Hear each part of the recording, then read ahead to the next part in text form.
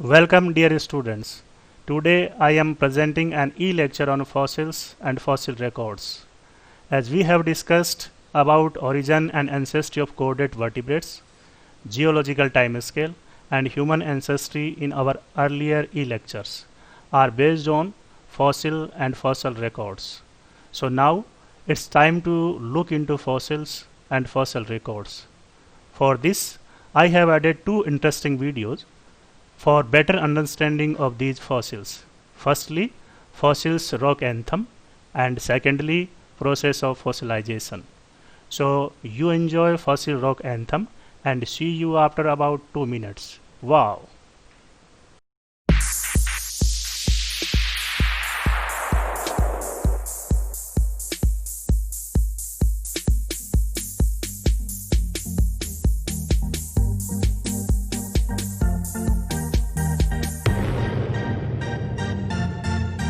Fossil rock. Yeah. Woo. You dig? Fossil rocks are in the ground tonight. They've been down there for a really long time. Yeah. They contain the history of life. Woo. They've been down there for a really long time. Clap. Fossil rocks are in the ground tonight. They've been down there for a really long time. Say the shit. They are literally on the ground. Yeah. Take your hammer out and Break that.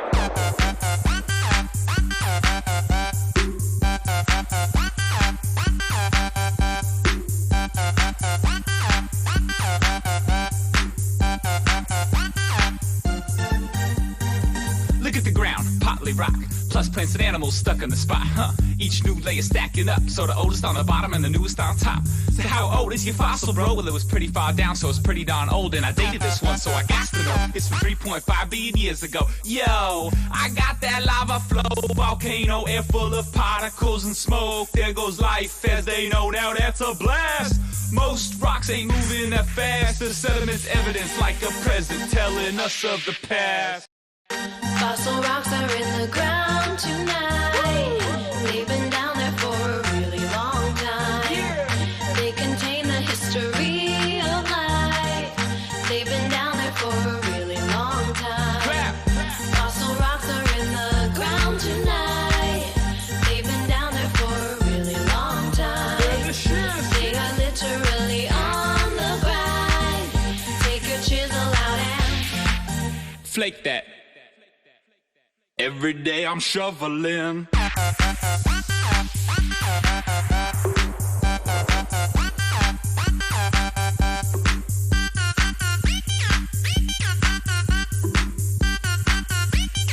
Brushing them. Brush it off. You hear the story of life as told through rock. The story of the earth as told through life. Now stop. Do the trilobite, continental plates, adrifting, mountains in the states, uplifting, tend to isolate, new species affecting who you mate with. Believe me. Slow moves, long time, push up mountains to the sky. Slow moves, long time, open up a great divide. Slow moves, long time, fossils found on either side. Fossils found, they tell us why, tell the history of life. Slow moves, long time, slow moves, long time, slow moves, long time, slow moves, long time. Plates are drifting out your boy, plates are drifting out your boy, plates are drifting out your boy. Now boom, there's an asteroid. Okay. After this interesting fossil rock anthem, now we see the outlines of our e-lecture, fossils and fossil records. First of all, general introduction of fossils and fossil records. सबसे पहले हम जीवाश्म और जीवाश्म अभिलेख हैं उनके सामान्य परिचय की बात करेंगे. Then types of fossils, fossils या जीवाश्म के कौन कौन से प्रकार होते हैं इस पे बात करेंगे. Then process and mechanism of fossilization, जीवाश्मीकरण की प्रक्रिया क्या है, उसकी क्रियाविधि क्या है, इसके बारे में जानेंगे.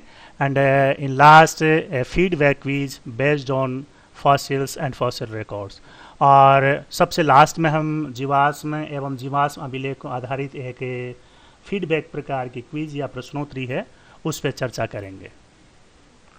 So let we start general introduction of fossils and fossil records.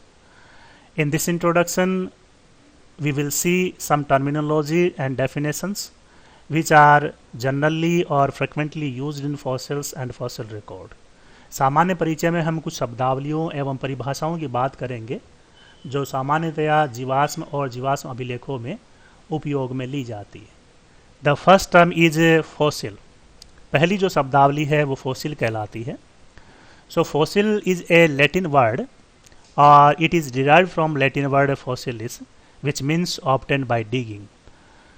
Fossil एक लैटिन भाषा से व्युत्पन्न शब्द है जिसका अर्थ होता है किसी वस्तु को खोदकर प्राप्त करना. And it can be defined as it is any present remains, impression or trace of any once living thing from a past geological age. या हम ये कह सकते हैं कि फॉसिल एक परिरक्षित प्रकार का अवशेष या रिमेन, एक इम्प्रेशन या छाप, एक ट्रेस या चिन्ह होता है जो पूर्व में जियोलॉजिकल एज में किसी लिविंग प्रकार के एनिमल में परिवर्तन से हुआ है. Then fossil record. The totality of fossils is known as the fossil record. जो फॉसिल्स की समग्रता होती है, फॉसिल्स के जो भाग होते हैं उनको कलेक्टिवली हम क्या कहते हैं? फॉसिल रिकॉर्ड कहते हैं. Then पैलिएंटोलॉजी. Paleontology also a mixed word from Latin and Greek, which literally meaning paleo is a Greek word which means old. Ontos is also a Greek word which means being, and logos is a Latin word which means study. तो हम ये कह सकते हैं कि पैलिएंटोलॉजी के अंदर हम किसी ओल्ड प्रकार की जो थिंग्स होती हैं, ओल्ड प्रकार के जो रिमेन्स होते हैं, उनकी स्टडी करते हैं. उसे हम क्या कहते हैं? पैलिएंटोलॉजी कहते हैं. The term coined by Henri M D Blainville. Palaeontology term सबसे पहले हेनरी एम डी ब्लेनविल द्वारा दी गई थी. And how we can define the palaeontology? It is the study of age, method of formation and evolutionary significance of fossils. Palaeontology या जीवाश्म विज्ञान को हम किसी अवशेष की एज, उसके बनने की विधि और उसका उद्विकासीय महत्व क्या है, इस आधार पर हम उसको डिफाइन कर सकते हैं. Then father of palaeontology. Georges Cuvier is the father of palaeontology. सबसे पहले जो है वो जॉर्ज कैवियर ने और वेरियस प्रकार के फोसिल्स हैं, उन वेरियस प्रकार के फोसिल्स को लेकर और इस ब्रांच की शुरुआत की थी. So he is the father of पैलिएंटोलॉजी.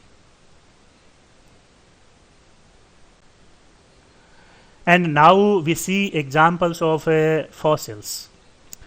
So there are many examples are available in present time, and they are bones. वो हड्डियाँ हो सकती हैं, cells कवच हो सकते हैं, exoskeletons बाह्य कंकाल हो सकते हैं, stone imprints of animals और microbes, वो animals या microbe के stone imprint या छाप हो सकती हैं. ऑब्जेक्ट्स प्रिजर्व्ड इन एम्बर, जो सॉलिड प्रकार के, ठोस प्रकार के, परिरक्षित प्रकार के जो वस्तुएं हैं, ऑब्जेक्ट्स हैं, वो हो सकती हैं. And we also consider these things as fossils also. Hairs, petrified wood, oil, coals and DNA remnants are the examples of fossils. This fossil belong to trilobites, the largest and deadly arthropods which were found in Ordovician period. But in present time, we find many fossils of these trilobites. And this fossil belong to Dunkleosteus, which is a placoderm fish or extincted fish before Osteichthyes and Chondrichthyes. This is a fossil of dinosaur, which is a reptile, and this is a fossil of Archaeopteryx, the avian, and this is a fossil of woolly mammoth, the largest land-dwelling mammal, which was found in earlier time on land. And now types of fossils, अर्थात fossils या जीवाश्म के कितने प्रकार हो सकते हैं या कितने प्रकार होते हैं. Palaeontologist deal with two basic kinds of fossils on the basis of forms. जीवाश्म विज्ञानियों के अनुसार रूप के आधार पर दो बेसिक प्रकार के फॉसिल्स होते हैं। The first is body fossils and the second is trace fossils. पहले प्रकार के फॉसिल्स हैं उन्हें हम बॉडी फॉसिल्स कहते हैं, और दूसरे प्रकार के जो है उन्हें हम ट्रेस फॉसिल्स या अवशेष फॉसिल्स कहते हैं। So what is body fossils? Body fossils are the remains of the actual organism. जो वास्तविक प्रकार का ऑर्गेनिज्म होता है, चाहे वो प्लांट है, एनिमल है या कोई दूसरे प्रकार का ऑर्गेनिज्म है, और उसका जो अवशेष है वो क्या कहलाता है? बॉडी फॉसिल्स कहलाता है। Then trace fossils. Trace fossils are various tracks, trails and burrows. इन एनिमल के जो वेरियस प्रकार के ट्रैक्स हैं, ट्रेल्स हैं और इनके जो बरोज हैं, बिल हैं, उनको हम क्या कहते हैं? ट्रेस फॉसिल्स कहते हैं। And now we consider the process of fossilization or the mechanism of fossilization। तो यहाँ इस डायग्राम के अंदर और ब्रेंकियोस्टोमा का फॉसिलाइजेशन प्रोसेस जो है वो शो की गई है। तो आगे हम जो है वो फॉसिलाइजेशन प्रोसेस की स्टडी करेंगे, लेकिन उससे पहले मैं आपको फॉसिलाइजेशन प्रोसेस पे एक वीडियो क्लिप दिखाना चाहता हूँ। So enjoy this video clip and then after we will discuss about process of fossilization or mechanism of fossilization. Here's a step-by-step guide to becoming a fossil. Step 1. Die. Once you are dead, your remains may be scavenged by other organisms. Step 2. Get buried fast. If you are buried rapidly, your remains won't completely decay or be carried away by scavengers. Your best bet for rapid burial is to die near or in a river, lake, or ocean, where water can deposit sediment over you. Step 3. Soak in groundwater for a long, long time. Groundwater contains minerals. Over time, dissolved minerals can harden after filling in cavities in your skeleton. Or the water can dissolve your skeleton, leaving only minerals in its place. Either way, your skeleton will turn to stone, and you'll be a fossil. Step 4. Wait to be exposed. As the years go by, if you're lucky, sea levels can fall or rock can erode and expose you. Then, if your luck holds out, you might get spotted by a fossil hunter, and wind up in a museum collection where scientists can study you to learn about evolution.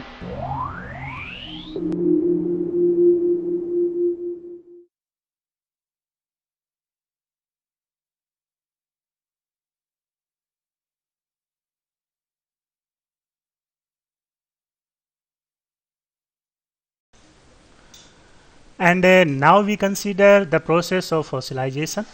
अब हम बात करते हैं जीवाश्मीकरण की प्रक्रिया की, उसकी क्रियाविधि की, उसके मैकेनिज्म की।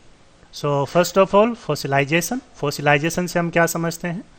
Fossilisation is the process by which a plant or animal becomes a fossil. Fossilization या जीवाश्मीकरण से तात्पर्य हमारा ये है कि कोई भी पादप या जंतु जो एक फॉसिल या जीवाश्म में कन्वर्ट होता है, उस प्रोसेस को, उस प्रक्रिया को हम क्या कहते हैं? फॉसिलाइजेशन कहते हैं। The process of fossilization varies according to tissue type and external conditions. या हम ये कह सकते हैं कि फॉसिल बनने की जो प्रक्रिया है वो दो प्रकार की चीज़ों पर डिपेंड करती है। एक तो उस प्लांट या एनिमल का टिश्यू टाइप वो किस प्रकार का है, सॉफ्ट प्रकार का है या हार्ड प्रकार का है, और दूसरा है एक्सटर्नल कंडीशन, बाह्य प्रकार की जो परिस्थितियां हैं वो किस प्रकार की है। तो डिपेंड करता है कि वो एक्वेटिक प्रकार की हैं या लैंड प्रकार की है, टेम्परेचर उस समय किस प्रकार का रहा होगा और प्रेशर उस समय किस प्रकार का रहा हो। ये दोनों प्रकार के जो फैक्टर होते हैं वो फॉसिलाइजेशन प्रोसेस को इन्फ्लुएंस करते हैं। So first type of a process which is considered in fossilization is परमिनरलाइजेशन। और फॉसिलाइजेशन में जो प्रथम प्रकार की, फर्स्ट प्रकार की जो प्रोसेस होती है उसे हम क्या कहते हैं? परमिनरलाइजेशन कहते हैं। So what is permineralization? It is a process of fossil formation that occurs when an organism is buried. कहने का तात्पर्य ये है कि ये फॉसिल की एक ऐसी प्रक्रिया होती है जिसके अंदर जब कोई ऑर्गेनिज्म या जीव और दफन हो जाता है, बरीड हो जाता है, तो उसमें जो है वो मिनरलाइजेशन की प्रोसेस के द्वारा और फॉसिल बन जाता है। The empty spaces with in an organism become filled with mineral rich ground water. और जो ऑर्गेनिज्म होता है उसके अंदर जो खाली स्थान पाए जाते हैं, उन खाली स्थानों के अंदर जो है वो मिनरल रिच प्रकार के जो ग्राउंड वाटर होता है वो उनके अंदर भर जाता है। तो धीरे धीरे पानी तो उनमें से निकल जाता है और जो मिनरल होते हैं वो मिनरल उसका एक फॉसिल बना देते हैं, उसका एक जीवाश्म बना देते हैं। For example cell wall of plant cell and skin remains. जो स्किन के रिमेन्स मिले हैं और सेल वॉल के जो रिमेन्स मिले हैं उनके अंदर हमें जो है वो पर मिनरलाइजेशन जो है वो देखने को मिलता है। So this is an example of पर mineralise ब्रायोजोन fossil.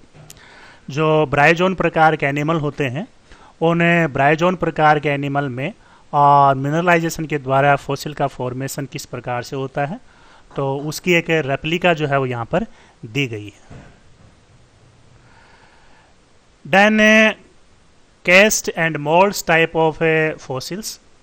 These are two special type of fossils. The original remains of the organism completely dissolved or destroyed. जो cast और mold प्रकार के fossils होते हैं उसमें जो ओरिजिनल प्रकार का ऑर्गेनिज्म होता है वो पूरी तरह से या तो डिजोल्व हो जाता है, वो किन्हीं कंडीशन के अंदर घुल जाता है, और या फिर जो है वो नष्ट हो जाता है। लेकिन इनके अंदर जो है वो अलग अलग प्रकार से हमें जो वो इम्प्रिंट या इम्प्रेशन जो वो देखने को मिलते हैं।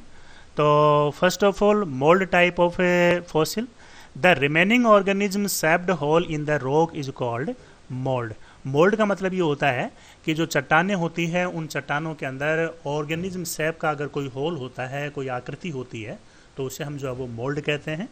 Then cast, if this hole is later filled with other minerals, अगर यही होल जो है वो बाद में और अन्य प्रकार के मिनरल से भर जाए और जो अवशेष बनता है, फॉसिल बनता है, उसे हम क्या कहते हैं, कैस्ट कहते हैं। फॉर एग्जाम्पल बाइवाल्व और स्नेल और the hollow of a skull, ये तीनों प्रकार के जो फॉसिल है वो इसी कैटेगरी के अंदर आते हैं। इसी प्रकार से जो डायनासोर्स प्रकार के फॉसिल्स हैं वो भी इसी कैटेगरी के अंदर आते हैं। So in left side we can see permineralized ब्रायोजोन। एक ब्रायोजोन प्रकार का एनिमल है और उसके पर मिनरलाइजेशन प्रोसेस के द्वारा देखिए एक फॉसिल बना है, एक अवशेष बना है। और राइट साइड के अंदर जो है वो मोल्ड प्रकार का जो है वो जीवाश्म है, फॉसिल है, जिसको हम आगे देखेंगे।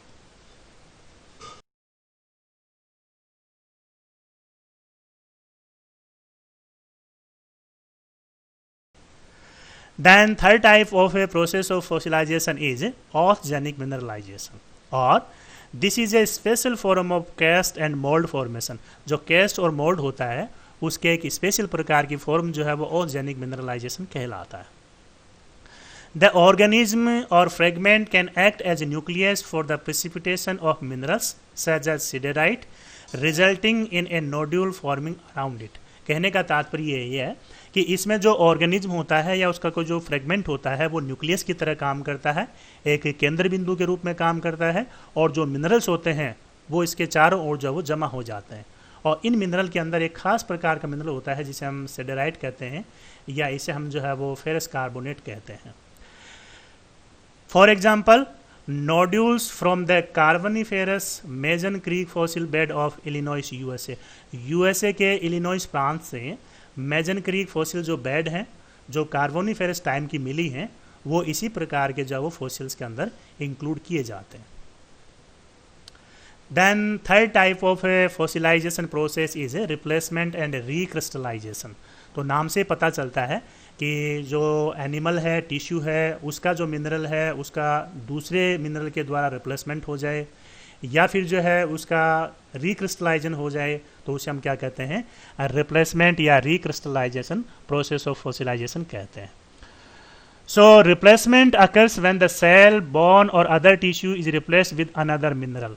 कि जो सेल कवच होता है, बोन हड्डी होती है, या दूसरे प्रकार के जो टिश्यू होते हैं वो खुद के मिनरल की बजाय दूसरे प्रकार के मिनरल्स द्वारा अगर रिप्लेस हो जाएं तब वो क्या कहलाता है, रिप्लेस्ड फॉसिल कहलाता है। A cell is said to be recrystallized when the original skeleton compounds are still present, but in a different crystal form, as from aragonite to calcite. For example, scleractinian coral, जो Permian और Jurassic प्रकार के period में स्क्लेरेक्टिन प्रकार के coral पाए जाते हैं, वो इसी कैटेगरी के अंदर आते हैं। And these are two examples of recrystallize and replacement fossils. सो इसमें आप जो पहला डायग्राम उसमें देख सकते हैं कि जो फॉसिल है वो पारदर्शी प्रकार का होता है, क्रिस्टलीकृत प्रकार का होता है और इसका कोई पर्टिकुलर प्रकार का कलर नहीं होता है। और जो राइट साइड के अंदर आप ब्राउन प्रकार का कलर देख रहे हैं, ये जो है वो एक प्रकार का रिक्रिस्टलाइज प्रकार का जो है वो फॉसिल होता है। तो यहाँ जो दूसरे प्रकार का है वो कैल्साइट है और यहाँ जो पहले वाला है वो इसके अंदर क्या कहलाता है, एगराइट कहलाता है। And the fourth process of fossilization is adpression, और जिसे हम कंप्रेशन इम्प्रेशन भी कहते हैं। In this case the fossil consist of original material albeit in a geochemically altered state. इस प्रकार के जो है वो केस में जो फॉसिल होता है वो ओरिजिनल मटेरियल के रूप में पाया जाता है। And a carbonaceous film known as phytoleim, in which case fossil is known as compression. और फाइटोलिम के रूप में जो एक कार्बन फिल्म पाई जाती है उसको हम क्या कहते हैं, कंप्रेशन प्रकार का फॉसिल कहते हैं। Then fifth type process of fossilization is carbonization and qualification. So carbonization and qualification can be understood as fossils that are carbonized or qualified consist of the organic remains which have been reduced primarily to the chemical element carbon। यानी ऐसे fossils जिनमें carbon मुख्य element के रूप में पाया जाता है या वो कार्बनीकृत रूप में पाए जाते हैं, ऐसे फॉसिल को हम क्या कहते हैं, कार्बोनाइज्ड या क्वालिफाइड प्रकार के फॉसिल कहते हैं। Carbonized fossils consist of a thin film which forms a sciorite of the original organism and the original organic remains were typically soft tissue। तो इसमें ये देखा गया है कि जो सॉफ्ट प्रकार के टिश्यू हैं वो ओरिजिनल प्रकार के जो ऑर्गेनिक प्रकार का मटेरियल है उस ऑर्गेनिक प्रकार के मटेरियल के रूप में पाया जाता है और उसे हम क्या कहते हैं, सिलाउट कहते हैं। Qualified fossils consist primary of coal and the original organic remains were typically woody in composition. तो जो क्वालिफाइड प्रकार के फॉसिल्स होते हैं वो प्राथमिक रूप से जो है वो कोल के रूप में होते हैं और जो ओरिजिनल प्रकार का ऑर्गेनिक अवशेष होता है वो टिपिकली वुड की फॉर्म में पाया जाता है। And these are two carbonized and qualified type of fossils. In a left side diagram, you can see carbonized fossil of a possible leach from the Silurian period, and in right side you can see partially qualified axis of a lycopod, which is a fern from Devonian period। तो Devonian प्रकार के period में एक लाइकोपोड प्रकार का plant है, उसका qualified प्रकार का फॉसिल है और ये लेफ्ट साइड के अंदर सिल्यूरियन पीरियड के अंदर जो लीच है उन लीच के जो है वो कार्बनीकरण से प्राप्त एक अवशेष है। And the last process of fossilization is bioimmuration। So what is bioimmuration? Bioimmuration occurs when a skeleton organism overgrows or otherwise subsumes another organism, preserving the latter or an impression of it within the skeleton। तो इसके अंदर जो है वो क्या होता है कि ऑर्गेनिज्म का जो स्केलेटन होता है वो ओवरग्रो करता है, वो दूसरे प्रकार के जो ऑर्गेनिज्म होते हैं उनके साथ में जो है वो सबज्यूम होता है और सबज्यूम होकर जो है वो एक हार्ड प्रकार के फॉसिल में एक इम्प्रेशन में बदल जाता है। Usually it is a sessile skeleton organism. ये सामान्यतः एक स्थिर और कंकालीय प्रकार का जंतु होता है, ऑर्गेनिज्म होता है, जीव होता है, सच एज ए ब्रायोजोवन जो एक ब्रायोजोन प्रकार का हो सकता है और एन ओस्टर जो एक प्रकार की सीपी हो सकती है, which grows along a substrate covering other sessile sclerobionts. जो स्क्लेरोबाइंड्स होते हैं, ठोस प्रकार के जीव होते हैं, उनके साथ में मिलकर जो है ये क्या करते हैं, अपने आकार को बढ़ा लेते हैं और फिर फॉसिल या अवशेष के रूप में दिखाई देते हैं। Bioimmuration is known in the fossil record from the Ordovician to recent. Ordovician काल से लेकर रिसेंट टाइम तक जो फॉसिल रिकॉर्ड मिले हैं, पहचाने जाते हैं, उन्हें हम क्या कहते हैं, bioimmuration process of fossilization कहते हैं। And this is a diagrammatic view of bioimmuration. The star shaped hole in this upper Ordovician bryozoan represent a soft-bodied organism preserved by bioimmunization in bryozoan skeleton। तो जो ब्रायोजोन प्रकार का skeleton है, उस ब्रायोजोन प्रकार के स्केलेटन के अंदर जो है वो, और जो स्टेयर शेप प्रकार के जो होल्स हैं वो हमें यहाँ इस डायग्राम के अंदर दिखाई दे रहे हैं, जो अपर ऑर्डोविशियन प्रकार के काल में पाए जाते थे और एक फॉसिल के रूप में आज हमें मिला है। And now we play feedback quiz, और अब हम बात करते हैं प्रश्नोत्तरी की। तो चलिए, पहला सवाल है डाइजेनेसिस क्या है? What is diagenesis? तो डाइजेनेसिस एक प्रकार की प्रोसेस होती है जिसमें फॉसिल का फॉर्मेशन होता है, जीवाश्म का निर्माण होता है, और we can say the formation of fossils due to temperature and pressure is known as diagenesis. दूसरा प्रश्न है कठोर कंकाल वाले जंतुओं के जीवाश्म खालिस्तान कहलाते हैं। The fossils of tough skeleton having animals are known as blanks. तो इस प्रकार के जो जीवाश्म होते हैं उन्हें हम क्या कहते हैं? इन्हें हम कहते हैं मोल्ड्स एंड कैस्ट। तीसरा सवाल है प्रस्तरीकरण से आप क्या समझते हैं, और what do you mean by petrification? तो प्रस्तरीकरण या फैक्ट्रिफिकेशन जो है वो एक प्रकार की प्रोसेस ही होती है जिसमें फॉसिल का निर्माण होता है, और we can say exposure of organic matter to minerals and become stony substances. या हम ये कह सकते हैं कि जो ऑर्गेनिज्म हैं उनके जो पार्ट्स हैं और उनमें पाए जाने वाले जो ऑर्गेनिक प्रकार का मैटर है वो आउटर प्रकार के मिनरल के द्वारा एक्सपोज हो जाए, उनके द्वारा उद्भासित हो जाए, और वो एक स्टोनी प्रकार के सब्सटेंस में बदल जाए, एक पथरीले प्रकार के पदार्थ में बदल जाए, उसे हम क्या कहते हैं?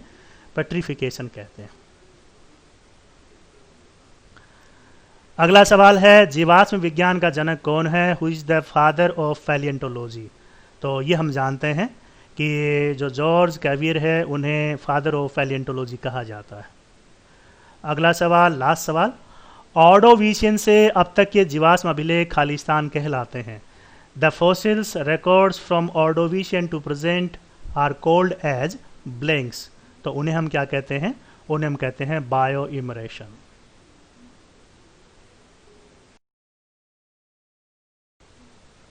And these are recommended books for you in English medium as well as Hindi medium. So there are many type of books.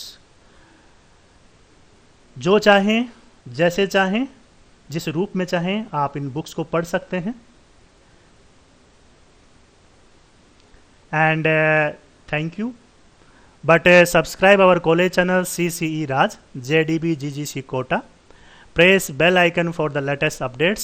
Like and share the channel to your dears and nears. And our forthcoming e-lecture will be adaptive radiations in bony fishes. जो बोनी प्रकार की fishes होती हैं, अस्थिल प्रकार की मछलियाँ होती हैं, उनमें किस प्रकार से अडेप्टिव रेडिएशन हुआ है, इस पर हम चर्चा करेंगे। So thank you, see you again, thanks a lot.